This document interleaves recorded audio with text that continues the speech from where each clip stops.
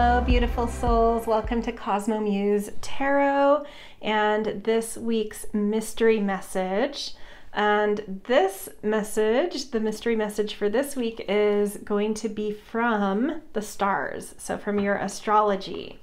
We're going to use a couple of astrology decks and then like a soul journey deck and some astrology dice, and just getting some kind of unearthing some kind of mystery message from kind of the cosmic, at least our solar system energies and the astrological designs going on in the world. So there are 3 piles to pick from. For this I'm using the different decks that I will be using in this reading. So pile 1 is every reading will have all of these decks, but just using them as the pile selection options. So pile 1 is from the what's it called? The Astro Code. Hold on, let me look at the guidebook. Star Codes Astro Oracle.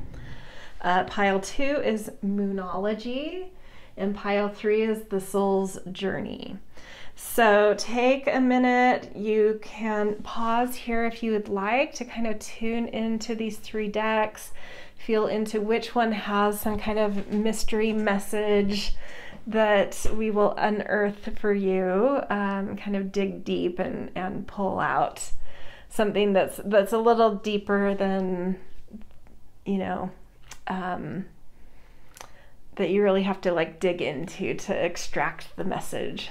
That's sort of my interpretation of the mystery message. So when you're ready, timestamps will be down in the descriptions and you can jump straight to your pile, and I will see you guys in your readings. Hello, pile 1. You guys picked this Star Codes Astro Oracle. So we'll pick one of these as well as a card from each of the other decks. We will roll some Astro dice, and then we will also use a little bit of tarot. So let's get the 3 main cards out first to see what this mystery message is oriented around.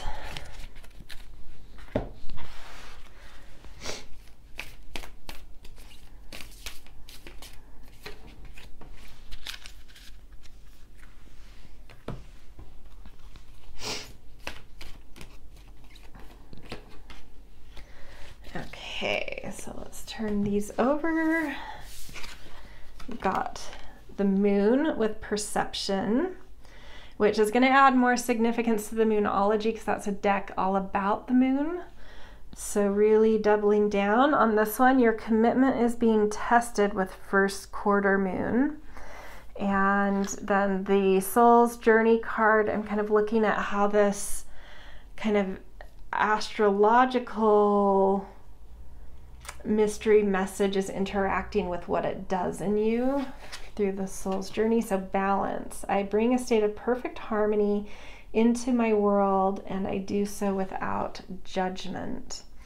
Okay, so the initial impression here, when I look at all these really deep kind of indigo, blue, violet colors, it feels very third eye-ish to me. So that's sort of an aside, but it came through like, no, me first. Let's get to this first, and then we can dive into the actual card. So like some kind of inner knowing, I feel like, is coming in for you. But what that has to do with is like some balance. It's like there's some balance to be found right now. And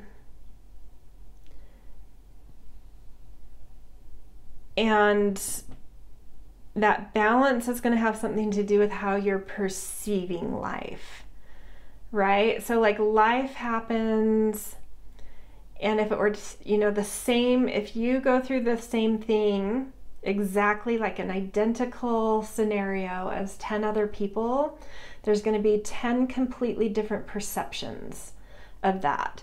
And so there's something important about understanding that in this message, is that like your perception is coming of life right now, or of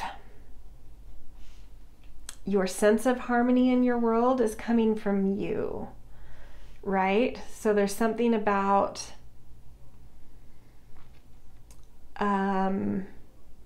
if you were to think about feeling a state of harmony in life and balance, whether you're feeling that or like really not feeling it, whatever spectrum you're on, it has a lot to do with your perception. And so whatever you might attribute to feeling off balance, if there was an event that happened or some environment you're in, how can you look at that and say, okay, so if 10 other people were in the same environment or had that same scenario happen, it's very connected to why I'm feeling balanced or not, that would impact them very differently because they would perceive it very differently. And it's not saying that you're perceiving it better, worse, incorrectly, correctly. That's not the point here. And then this card even calls this out, like bringing a state of perfect harmony into the world, and I do so without judgment. This isn't about judging your perception, but acknowledging that something that's affecting your balance and your state of harmony has something to do with perception.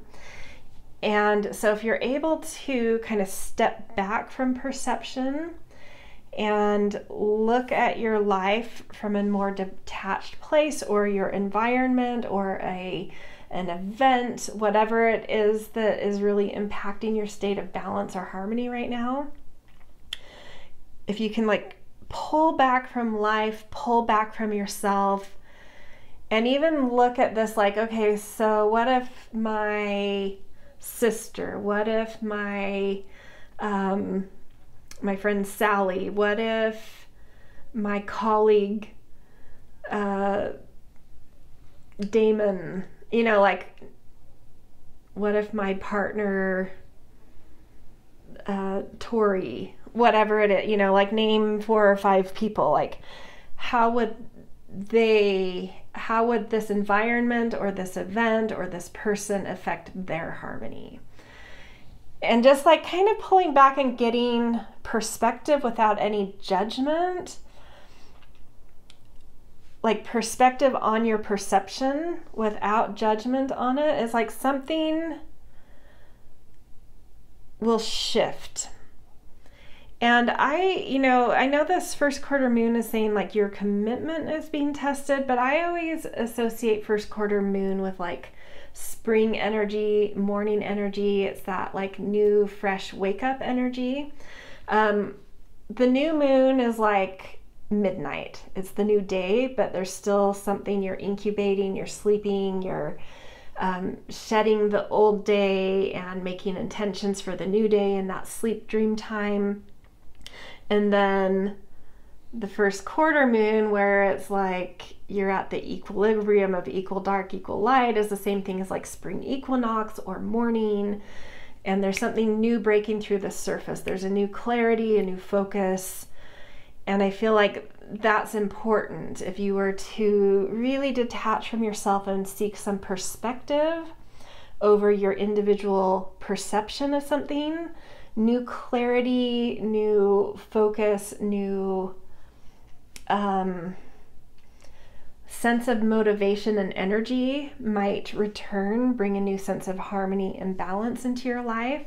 So I feel like this mystery message from the stars is saying that there's something by stepping back from your perceptions, gaining perspective, that will really help you to find a state of harmony and balance in your life right now. And I know it's not giving you like specifics of like what that means or what to do. It's not really solving a problem. It's just like, I don't know, it's just saying that perspective right now is important. over your individual perception. I hope that makes sense. Let's get a few more astrological indicators here too. So we have first house, Saturn, and Aries. So Aries is the natural first house sign. And then Saturn has a lot to do with focus, commitment, discipline, dedication, authority. It can relate to sort of like career in some circumstances. It's like clarity of like what your focus in life needs to be. When you find, like, by stepping back, getting perspective out of your perceptions about something going on in your life, whether it's general environment or something specific, a person or an event, it's like something just like really clears up and you're able to refocus your energy. You're able to return your energy, return your kind of direction, your clarity, your energy, your motivation in life, and giving it focus and direction and dedication. So it feels like moving past something and being able to like focus on what you need to focus on again, instead of like stuck in some negative loops, right? Or some confused loops or some rumination. But it's like there's something that life needs you to get to, and for you, right? Like, what do you need to be focusing on? What are you supposed to be focusing on? And is there something getting in the way of that because you feel your personal resources depleted because you're giving so much energy to some kind of perception taking place? It's like, how can you separate that? How can you find some perspective on that to give you distance from it? To be able to move past something or change something or just find your equilibrium. But it's like getting out of your own, head, and just like returning to what you need for you and where you need to be focusing your personal energy and attention. Yeah, okay, so let's get one or two. Let's just get a couple tarot cards. That went a little longer than I expected, and I'm trying to keep these to 10 minutes, so we're just going to get 2 tarot cards.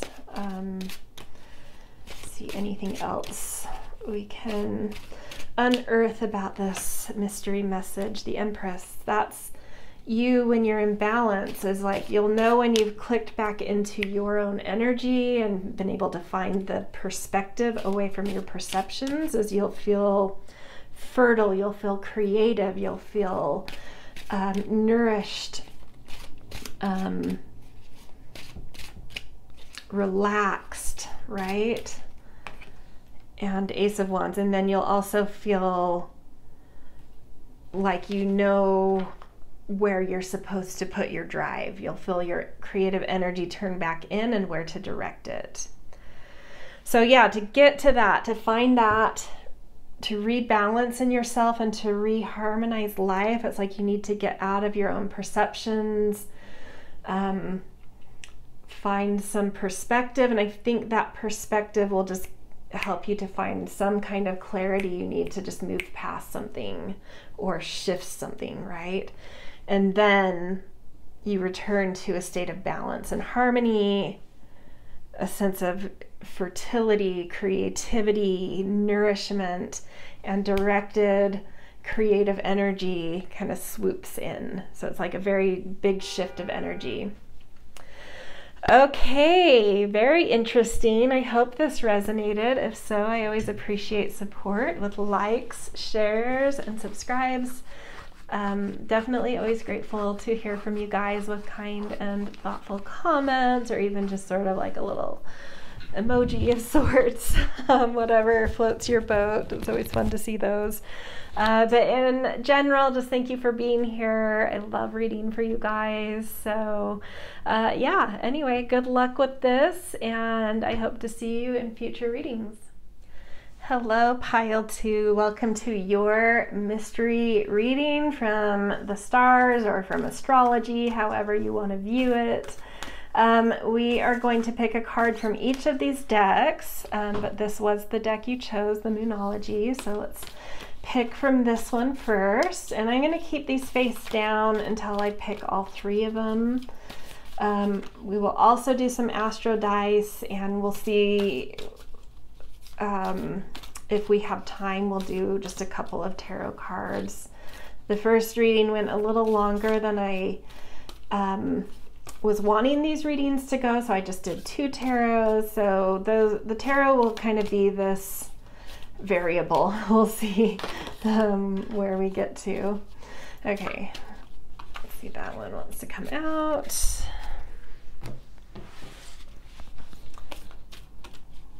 Oh, this is the wrong. Where did the right deck go? I don't know why I grabbed this deck. It's the wrong deck. Oh, here it is. Okay. That must mean something, right? Some kind of... I know when I'm doing... Well, not when I'm doing this reading, but when it will be uploaded. We will have just started Mercury retrograde, so maybe... And that is an astrology thing, so there might be something with Mercury retrograde. This is a timeless reading though, but Mercury retrogrades happen 3 times a year, so even if you're here not right when this is published, you may be coming due to Mercury retrograde stuff at your time.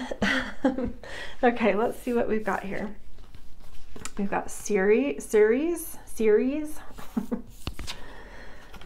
which is a dwarf planet. Emotions are running high with supermoon.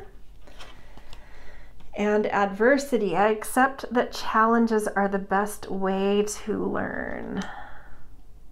Okay, it's interesting. You know how like when some kind of concept becomes like forefront in your life, and then all of a sudden you see it everywhere? And it's just because you're primed to. It's not that it wasn't, I don't know. Part of me is like, some of it's synchronicity and some of it's because you're kind of like primed to suddenly see it, and it's always sort of around you, but you just don't notice because you're not primed for it. But adversity has come up in a few like videos I've watched lately. And they weren't videos that were about adversity. They just sort of organically came up. And so like, I have thoughts about that, but let's see. So Ceres, supermoon, interesting. So Ceres, to me, I like to think of this dwarf planet, which sits actually between Mars and Jupiter. And it sits in the asteroid belt, and it was initially considered an asteroid, but it contains like 1/3 of the mass of all asteroids in the asteroid belt. So they promoted it to a dwarf planet, which then brought into question Pluto, which is our furthest out planet we use in astrology, because Pluto is also very small compared to our other planets that we use. And so they ended up demoting Pluto to a dwarf planet as well, somewhat because of Ceres. And it's interesting because their mythologies, Pluto and Ceres mythologies, intermingle a little bit, where Ceres is the goddess, it's the same thing as Demeter. Ceres is like the Greek version of, or the, Roman. One of them's Roman and one of them's Greek. Suddenly I'm forgetting. But Demeter, Ceres have, they're essentially the same, and so that's the mother of Persephone. She's the goddess, Ceres is the goddess of agriculture, and her daughter is Persephone. She dotes on her, she loves Persephone. Hades, which is also Pluto, One's Greek, one's Roman. Kidnaps her. The god of the underworld takes her to the underworld, makes her his bride. Makes her his bride. And Ceres throws a fit. She goes into a deep depression, so she kind of like all agriculture just dies. There's this big famine because of it.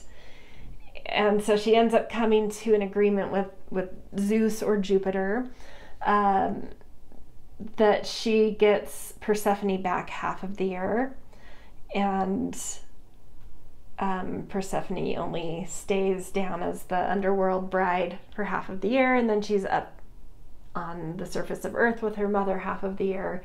And that's like one way they explained seasons, like spring and summer are the agricultural seasons, and then autumn and winter, it's like darker and, nothing's growing. So that's like one way, those mythologies partially talked about seasons. But getting back, I'm a little off topic, getting back to the point of what I'm feeling about Ceres is also, because there's that agricultural association, archetypally within us is that ability to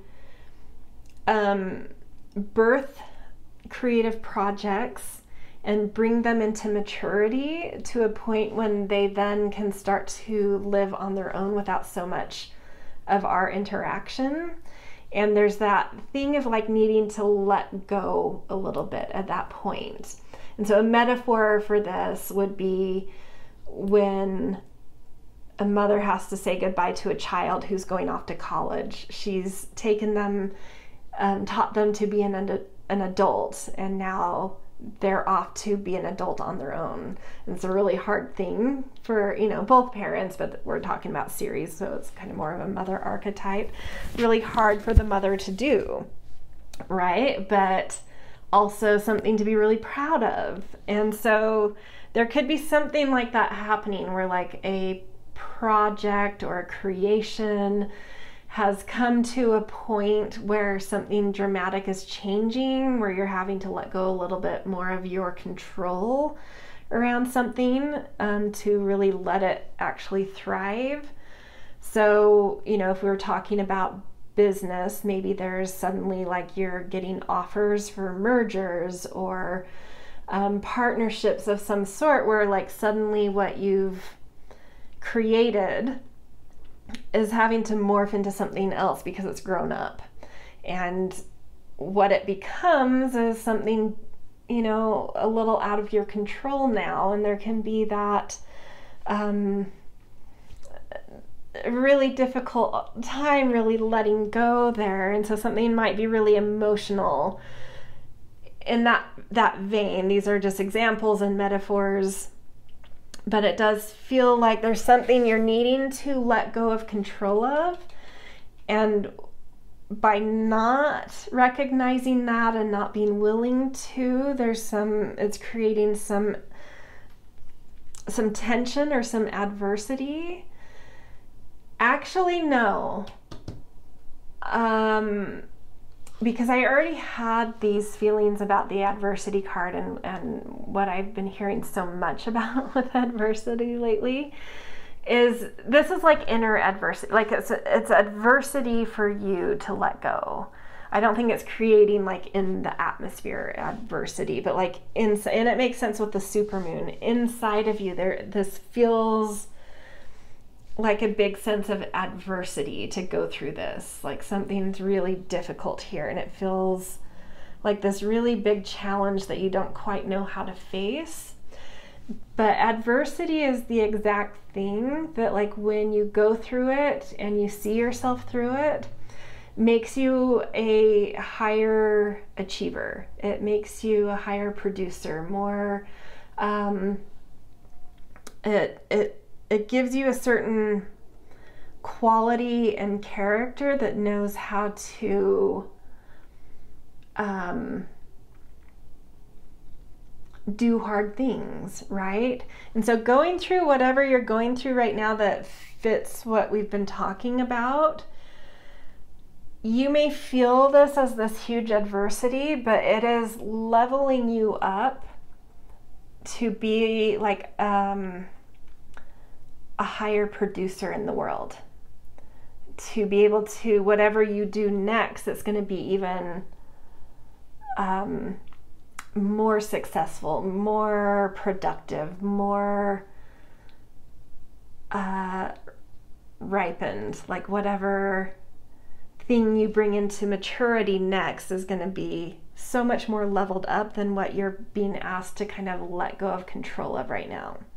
So what feels like adversity right now is a positive thing. It's building something in you that is really going to level your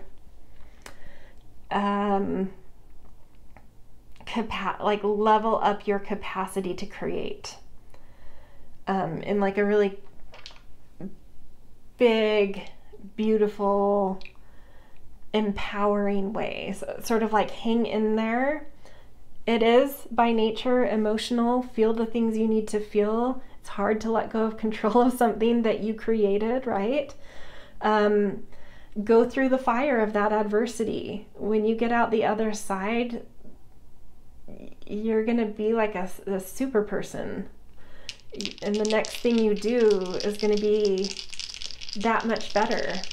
Let's get a few more astro dice, and I think we will run out of time for tarot, but I do feel like we got a pretty whole type story that came through here. So we have Sun, Gemini, and the 6th house. That's so interesting. When I was saying like Ceres is like for me, I always put as a co-ruler for Virgo. Virgo in 6th house is 6th house is Virgo's natural house. So that is confirming to me that there's something, you know, that Ceres Virgo energy is like something you've brought something to its ripen point, and it's time for it to be picked, right? It's time for some other exchange to happen there for, yeah, right. And then we've got Gemini, and so this may give some context around what this has to do with. Sun and Gemini, so a lot of creative energy and a lot of intellectual energy. There could be something having to do with ideas, with community, with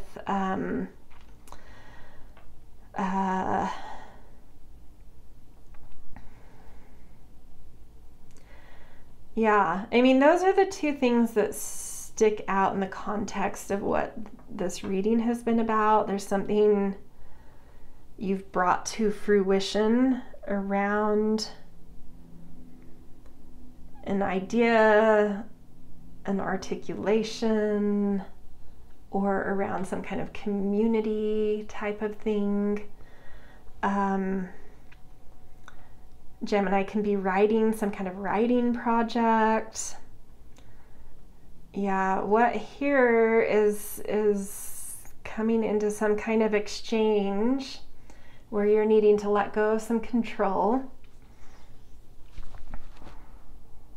And how can you view this differently? That like the adversity and the emotion I'm feeling here are actually like precursors to turning me into a more evolved producer of things in this realm of ideas, of writing, of communication, of, you know, I don't know, it's like creative writing, creative communication, creative communities, something in that realm. I'm probably not hitting, there's probably 100 other things I could say about Gemini and Sun, but those are some pretty big broad stroke ideas there. Your sense of belonging might be shifting too, like coming into a certain wholeness somewhere.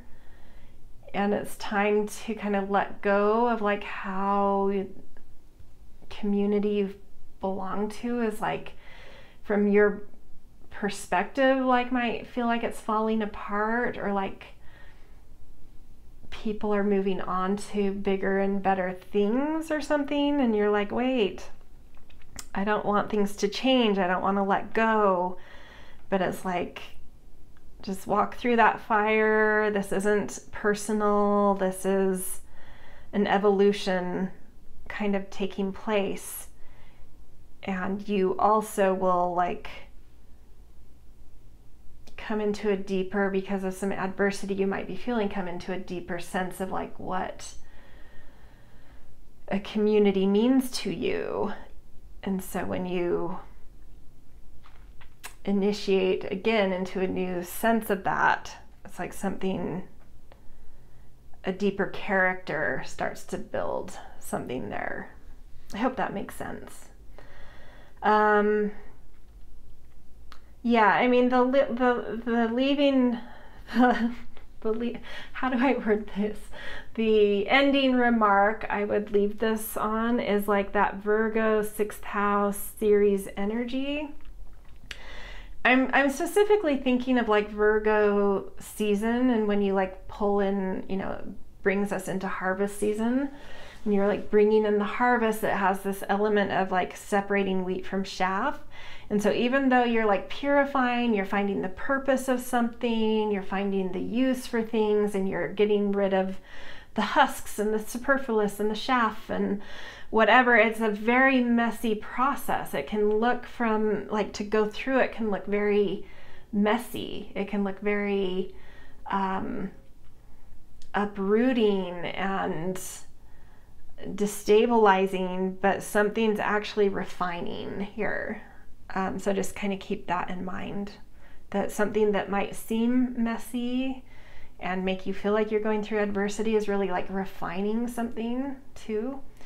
Okay, so yeah, that's where I'm going to leave you guys. I definitely went a lot longer than I did on pile 1, so we'll not do tarot, but I think we got a pretty complete sort of story picture going on without needing tarot there. So anyway, I hope that this was something that was insightful or helpful for you guys. If so, I always appreciate support with likes, shares, subscribes. Always grateful for kind and thoughtful comments as well. And yeah, I wish you the best of luck with whatever this is, and just keep in mind that like you yourself, even though you may be kind of letting go of something in your life, or at least letting go of some control of something, you yourself are also really leveling up in what you're capable of doing or creating or surrounding yourself with. So all right, yeah, good luck with it. I think it will be super, super positive when you get through the fire, and you will see when you're on the other side. And yeah, hope to see you guys in future readings as well. Hello, beautiful pile 3. You guys picked this last deck, The Soul's Journey. So we are going to pick a card from each of these decks for you as we unearth kind of like a mystery message from astrology or the stars or the planets, however you want to view that. And I'm going to get one card from each of these decks first before I turn over what the card is, so we can kind of get a more of a bigger picture right off the bat.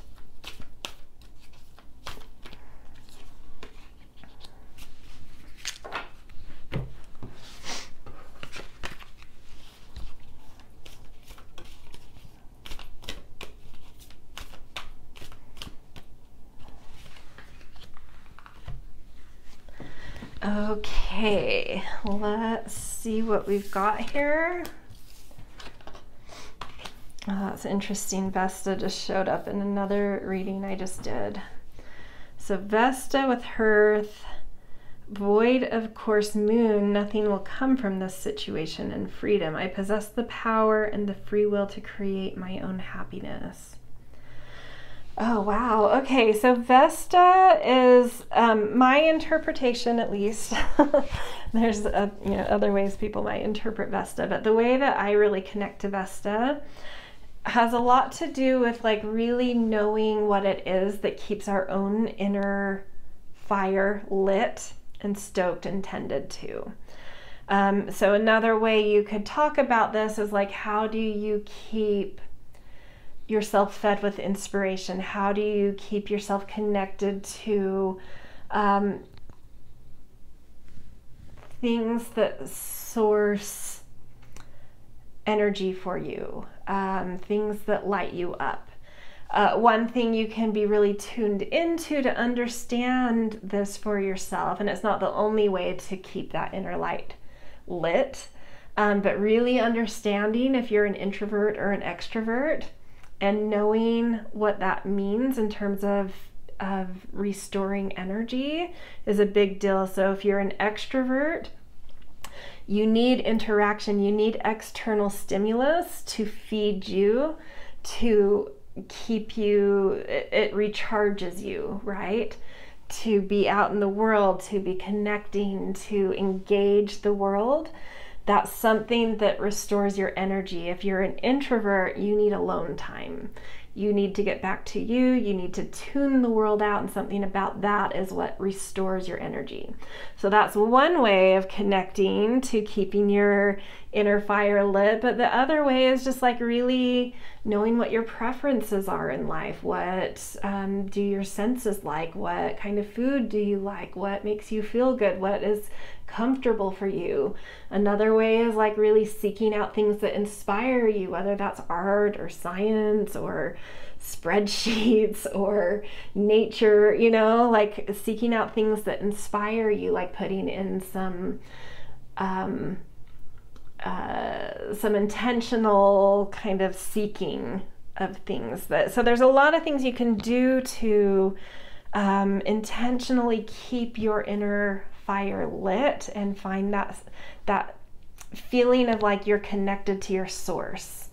So something's coming through about that, and something's coming through about feeling a sense of freedom by being connected to that. And let's just read this phrase again. I possess the power and free will to create my own happiness.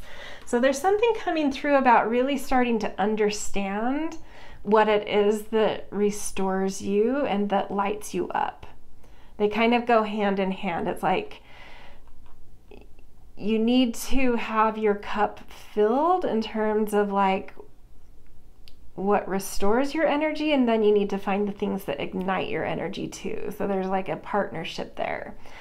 And putting some effort and intention into understanding what those things are for you, or something that like you can take better control of, I feel like is coming up here, or something that your astrology is saying that you would benefit right now or in general in your life by taking more assertive control of this in your life. Might restore, yeah, like I don't know why the word restore came in, because nothing here is saying like this is something you had and then lost, but there's some, I don't know, I mean, I guess like for most of us, unless we had really traumatic childhoods, as a child, we tend to kind of instinctively know these things, like we're just like instinctively tuned into this stuff for us, and so we do it well. And so like as adults, sometimes we have to deprogram ourselves and really get back to ourselves. And I feel like that might be something coming through about that here, where it's like, you know, maybe you feel like you do a good job at this, or maybe you're like, oh yeah, I definitely don't. Wherever you are on that spectrum, there's something coming through that's saying like, but more, like I need you to dig deeper into this. Like I really need you to put some focus on and effort into keeping your light restored and rested and energized and also lit up by things. And what are those things? What are the things you can do, and how can you be more intentional and more proactive about doing that? And I wasn't sure how this void of course, like I wasn't connecting to what this meant, and it just hit me. So I'm glad I really focused on these first. and like went where we went, because all of a sudden as I put these down, I'm like, oh, it just like sucked me in. I'm like, yeah, because this is where I feel your energy right now. It's like, it's not necessarily that like, oh, nothing will come from this situation, talking about a specific situation, but it just feels like the way you're tending to your inner light, the way you put effort into and intention into restoring your energy and lighting up your energy, is just like, you're not like, you're completely like, I don't know, I feel bad saying it, but that's what I'm feeling. It's like you're not doing the right things. You're not in sync with your light, right? You're not in sync with what it needs to be rejuvenated and sparked constantly. Like it's like your inner light is really struggling to be on. And so like, I don't know, I feel like the astrology coming through to say like there's so much you could do to take back control of this and feel this new sense of freedom. And with that coming through, there's this like new layer then that's being felt of like there could be some ego in the way, right? Like what I'm supposed to do or what makes me successful, and like this totally to me is like bringing up a lot of heroine's journey type of stories into my mind, of like where, you know, and doesn't matter male or female sex, we all go on the heroine's journey and we all go on the hero's journey. But the heroine's journey is about really figuring out our autonomy. So really understanding our personal internal locus of control. What are our values? What makes me happy?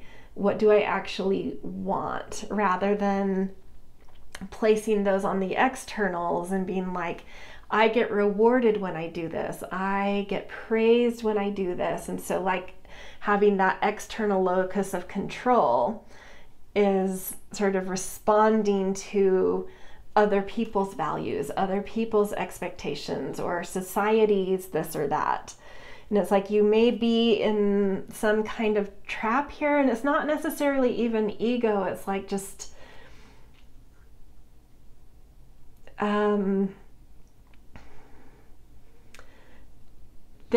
you may be feeling this sense of, you know, and I connect the heroine's journey. I want to preface this because I don't want you to feel like I'm saying some really negative things about you. Astrologically, I connect the heroine's journey to Venus.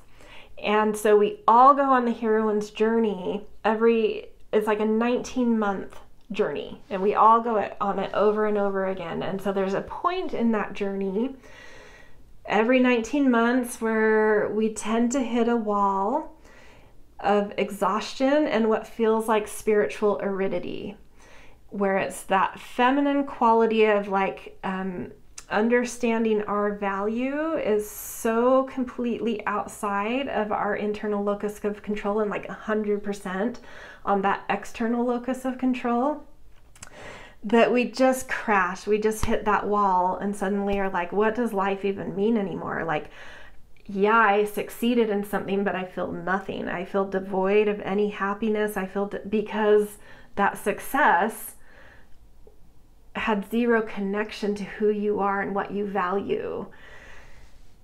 And so when we get to that point, we kind of go into this underworld. And so I feel like when you come to this, you may be at that point, that 19-month point in the heroine's journey, where it's like, we all come to this point at some point every 19 months where we're like, again, how did I get here? You know, like it happens to us over and over again. That's what life is.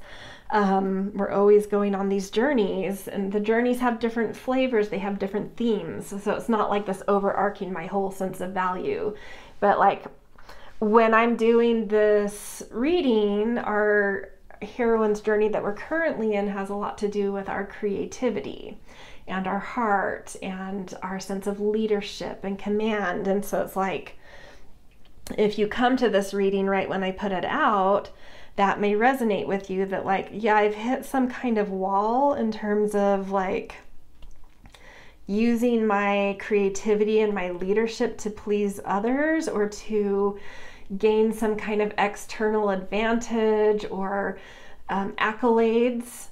But right now it feels like nothing to me. And so you may at this point, because at this point in the heroine's journey, we're a little bit past that, where we're now like down in down in the dark night of the soul mode of like stripping all the adornments, stripping all of the things that the external world has placed upon us or that we've adorned ourselves with that are external to us, and like really stripping things back to see what's going on inside of us. Really reconnecting with what's actually growing inside of us that we find beautiful, and how do I connect to that, and what does it look like, and what's become feral and monstrous inside of me because I've not paid attention to it and locked it away in some castle like Beauty and the Beast. And so, you know, there's so many things that can play out in that. So you may be kind of feeling like you're going through that kind of mode of like, how do I re-fall in love with some aspects of myself that I haven't really listened to and I haven't cultivated and whatnot, and how does that, if you're coming to this specifically when I put it out, how might that relate to my creativity, my heart, my sense of like what joy and fun and leisure and recreation are? How have I been doing that for some kind of external validation? And how do I actually want to do it that feels right to me, that feels valuable to me? So that's what it feels like right now, is like you're kind of going into that void place, into that dark night of the soul, to kind of strip away, you know, the adornments of the external, and getting down into something that's more bare, more naked, more real inside of you. So it's a really positive thing that's happening, but it doesn't always feel that way in the moment if you don't see where it's going, right? But this is leading you back to a more empowered sense of autonomy and being able to use your voice and connection to your own values and standing up for yourself in relation to your preferences and what you actually love, and generally being able to stand up for yourself, and yeah. Okay, let's do some astrology dice. See what else comes out here. Yeah, Taurus shows up, which is a Venus ruled sign. So yeah, knowing what you find beautiful, really connecting to what's beautiful to you. And then we have third house and Mercury, and they have a deep association. One of Mercury's natural homes is the third house. It's about, you know, that overlay here is about connection, community, information, how we think, what we think about, how we spend our mental resources, the information we are attracted to learning and teaching. So it's like, what kind of information, what kind of community, what kind of stuff do you feed your mind that actually feels good? So there's something also going on about that. What feels calming, what feels beautiful, what feels tangible and luxurious in terms of mind, community, mental health, those kinds of things. So that's another theme coming up in relation to all of those. Yeah, let's just get, I know I'm over what I had hoped to do, but for whatever reason I'm feeling like I need to do a couple of astrology cards in addition to this.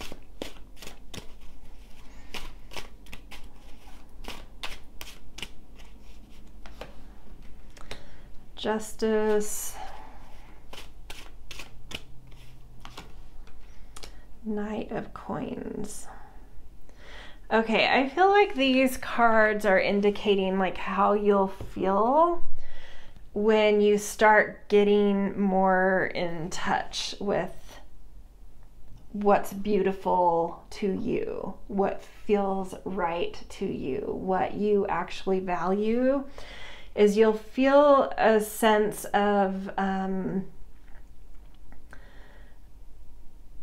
being able to speak up for fairness in your life, right? For fairness in the world, for fairness in your life, and really having a strong sense of what your values are and how those help you determine what feels fair and equitable in life. And another thing you will feel is this ability to, and this like energy, back to Vesta, this like spark and this energy that's alive and active and energetic, that's ready to kind of dig into life in a thoughtful way and to kind of steward things, and like with a long-term view, with a like, this actually really connects to me and my values on such a deep level that like I would be willing to take 20 years to develop whatever, to develop these kinds of relationships or this quality of material beauty around me, or this kind of a business, you know, like I'm in it for the long haul because it's so deeply connected to what I value in life. So I can really commit to a long haul thing here. So that's another quality that will arise for you when you really click back in to your internal locus of control. So if you are feeling like you're in a bit of a dark night of the soul, or have been recently, it's all part of this heroine's journey. I feel like this reading was just really giving you a roadmap for like why and where that's going, and that it's actually a really beautiful thing to go through and like hang in there. It's just helping you to get back in touch with like what you actually want from an inner place versus doing life based on for any external reasons, right? Yeah. Okay, I hope this resonated. If so, I always appreciate support with likes, shares, and subscribes. Always grateful for kind and thoughtful comments as well. And I wish you well on this. It definitely, you know, the sense I get is as you go through this journey and you really, there's something that will reconnect you to your own energy and your own like understanding of what lights you up, what restores you, and a new sense of either a restored or a new sense of like freedom coming in for you by reconnecting to that. Okay, I will see you guys in future readings.